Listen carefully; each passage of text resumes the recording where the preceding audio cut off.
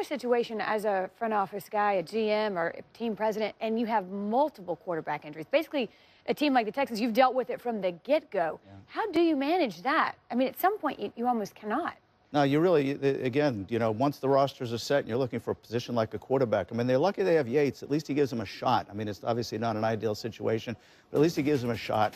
The irony in the game is they may actually have the better starting quarterback between the two teams.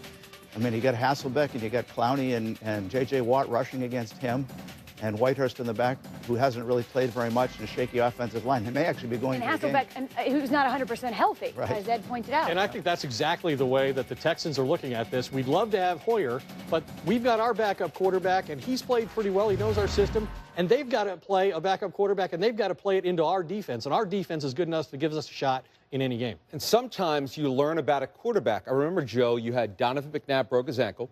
Coy Detmer dislocated his left elbow. No one ever heard of A.J. Feely out of Oregon. What happens? He goes in and plays well. No, we had the same thing when we brought in Jeff Garcia. We were 5-5, and we're 5-1 in the last 6 games. So, I mean, these are things you can overcome. I mean, every single team that wins faces some challenge. These are the toughest ones. These are the hardest ones to overcome.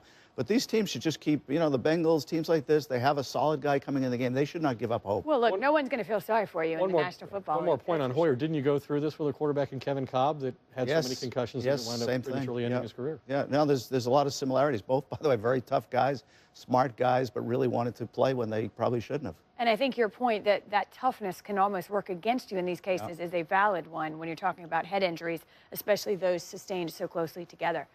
We will continue here on NFL.